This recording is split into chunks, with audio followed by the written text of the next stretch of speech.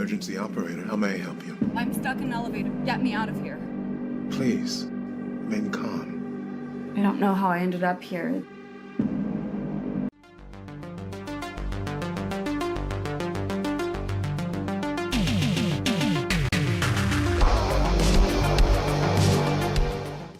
Hi, this is the Professional Amateur Hour coming to you with another review.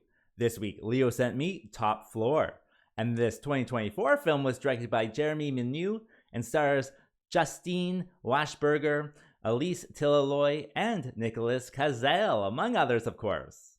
And so you might be wondering, what is Top Floor all about? Well, with this one, it's about an internet influencer, and this internet influencer gets into like a car crash in the first 2 minutes or so, and then wakes up in an elevator. And the elevator is controlled by some psychopath who is, set on torturing her. And so he has questions for her, and if she doesn't answer, then, he drops the elevator, a few floors, and she slams into the floor or whatever. And then there's other ways, of course, of torturing her inside of an elevator. And then there is like a few scenes of like an FBI person, I guess, searching for this elevator, since it's also being live streamed as well. So what will happen? Well, for that, you gotta watch the movie and find out. All right, so let's discuss this film. So what works with it? Well, with this one, it's clearly like, a low budget film. After all, they just have like one set, and that's the elevator itself. And I would say, 95% of the movie takes place in this elevator. And so they get their money's worth from this one little set. And that's kind of like, I would say, like the main idea of this one is that she is, trapped in this elevator, and there's different ways of torturing her in this elevator. It's kind of like a clever idea, I guess, if you're, doing a low budget film.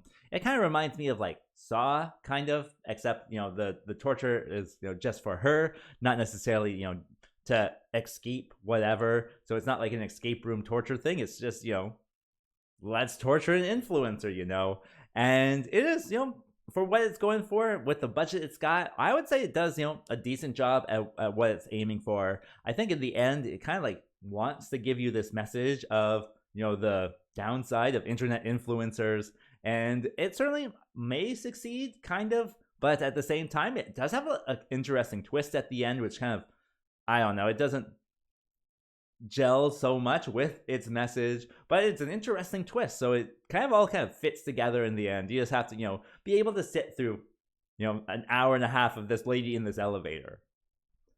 Other than that, with this one, it's very kind of character heavy, and it is interesting to, discover who this woman is and what she's done in the past and how she's kind of screwed over all these other people, and she certainly has, a deep, dark secret.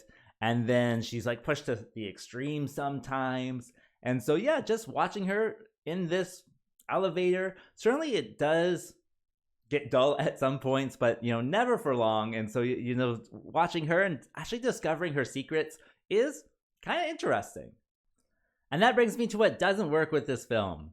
Well, like I've said before, it's all in this one elevator. So I hope you like elevators, because that's, all you get to see. Other than that, there is maybe 10 to 15 minutes outside of the elevator. And that is kind of with, I guess, like an FBI or investigator or something like that who's trying to track down, where this elevator is, because it's all being live streamed. And I did think that was kind of a fun concept, especially how it all kind of plays out in the end. But with this investigator and her team, like, they're really kind of disjointed from the elevator as well. Like, you don't even see them until like 35 minutes in or something, and it's just like, wait, who are these people? Like, they're just discovering this woman's gone now, and none of them are built up. Like, I don't even know what their names are, but it's just, a kind of a weird story injection every so often. And that's not to say it's just with the detective. There's like a bunch of kind of weird moments with inside the elevator as well. Like, for example, when she first gets in there, she like thinks it's a prank. And so she starts dancing and singing, and I guess there's music playing through the speaker. Like, why would that even happen? And yeah, it's just kind of a few kind of strange things, certainly, in this movie. As for a recommendation, well, that's kind of a tough one, I would say, for this one. With this one, I think it's a great one if you want to play on your phone the whole time, because it's just, her in an elevator. Like, if you look away, like, you're not going to miss much, right?